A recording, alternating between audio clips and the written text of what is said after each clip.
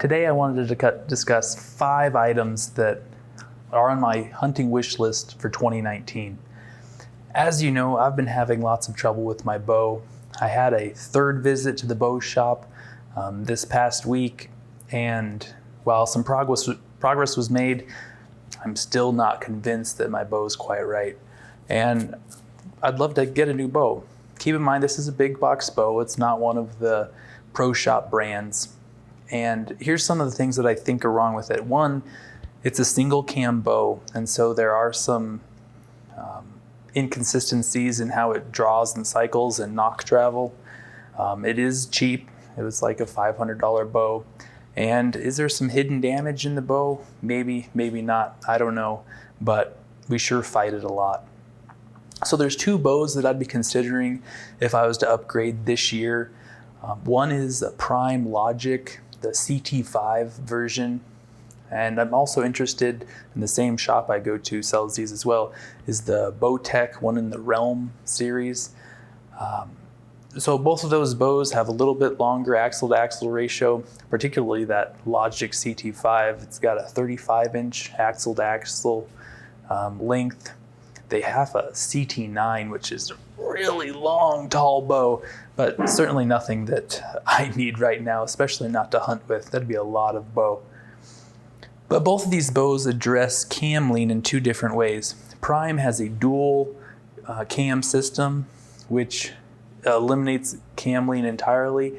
However, those cams are specific to a draw length, and so it's not good for experimentation. You need your draw length really nailed down, which at this point I think I'm closer to than I have been in the past, but that's one drawback of the Prime.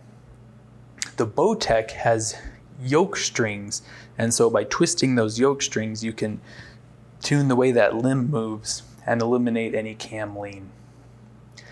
The second item I'm considering is a set of full Puffy camouflage clothing.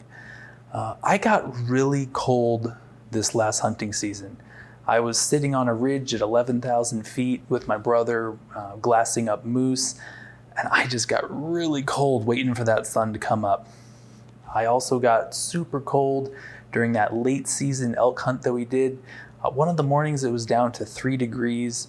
It was really cold. There wasn't anything moving around, that's for sure. And in fact, my big toe I couldn't feel for about 2 months.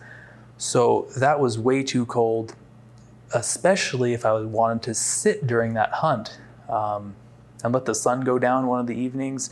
I was not equipped to deal with that sort of weather.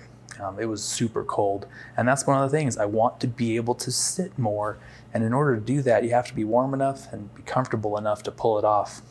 During the turkey hunt, 2 of those days, I had to wrap it up early because I was too cold. Now, it's not any particular fault of the clothing I had. It's not anything wrong with it. It's just simply too light for what I need. So what I own today is a Cirrus Ultralight Puffy. You can see this isn't a lot of garment here. It's pretty lightweight. And like I said, I'm perfectly pleased with this garment. This is a fine piece of clothing. It's simply too light for what I need today. This stuff's great into a backpack, that's for sure, and great to have for when you do want to sit, but I want something a little heavier duty.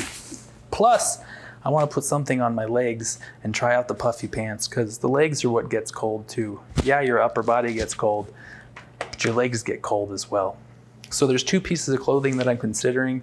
One is a Chamberlain down jacket, which this is a huge down jacket. It's available in that same Firstlite Fusion, but it's also pretty spendy. The second item I'm looking at as far as the puffy pant is called the Un Compadre puffy pant, and I think that would keep me real warm on those early and late morning sits. Item number 3 is my pack. Don't get me wrong, I love my pack. This is my pack here. It's an LL Bean day pack. It's about 16 years old, and there's 2 problems really with it. I mean, don't get me wrong, I love the color. It's about the right size for what I need. However, the frame simply isn't long enough and you end up with a lot of weight on your shoulders coming at a flat angle instead of a more vertical 45 load lifters kind of angle. So a lot of weight on your shoulders, and that cramps up after a few days. Plus you notice this belt, there's nothing to this belt, so it doesn't stay on your hips and support the weight very well. So I was considering either a Kifaru or one of the Exo Mountain Gear backpacks. I like the Exo because it's available in that Firstlite Fusion, which I love, I'm addicted to. However, I like Kifaru better, and here's the reason. One, it's local, it's just across town. I can go there, touch, feel, look at the items, get sized properly without having to do all of that online. Plus, they offer a long frame option, goes up to 26 inches, and I have a slightly longer torso, so that might benefit me. Plus, my brother already has a Kifaru pack, and he's super happy with it. So I'm thinking one of two packs, either the Woodsman, which is a 3,400 cubic inch pack, or the Muskeg, which is a 2,800 cubic foot pack. A couple more options, but it's also waterproof. Now, don't get me wrong, Colorado, I don't really need that waterproof feature, but certainly nice to have, right? And these two bags are simple bags.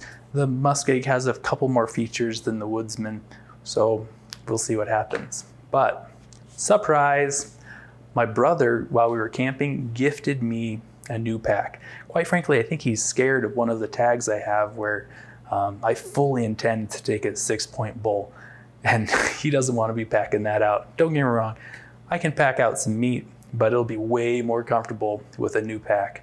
So I went down to Kifaru, I got sized. Good thing I did, because I got the short frame, short shoulder straps, small belt, none of which I thought I actually needed. I thought I needed larger of everything. No, I'm perfectly normal, evidently. So I went with the Muskeg. That's going to ship out in about 3 weeks from today, along with the frame, a couple other accessories. So stay tuned for the unboxing of my new backpack. Number 4. I know this sounds crazy. I want a pair of Crocs. No, not just any Crocs. Men's classic Realtree extra clogs. I'm not a big Realtree fan. Heck, I'm not even Crocs fan. I have some Crocs for the kids. They seem to love them. But on that turkey hunt, I was with a gentleman who was rocking the Realtree Crocs. I fell in love. I think they'd be great to have around camp. Are they stylish? I don't know. It's kind of a statement. Realtree Crocs. Who knew? Number 5, this stuff is not going to happen this year, but now that I have a new pack, I can carry a little more weight. I want to spend some nights out in those elk woods, in those deer woods, without having to come back to base camp. So I'm considering a new sleeping bag. I have an old one, it's real old. My parents used to sleep in it. So I want a new sleeping bag, and also I'd like a new 2-man tent to go with it. I'm definitely considering the Nemo line. They've teamed up with Firstlite, so there's a little bit of fusion on the tent, a little bit of fusion on the sleeping bag. So we'll see what happens next year. Hopefully tax season is good to me. If you like this video, please press that like button. Subscribe if you haven't already. And certainly if there's some items that you're looking forward to purchasing this year, let me know in the comments section down below. You've been watching the Sideburn Hunter.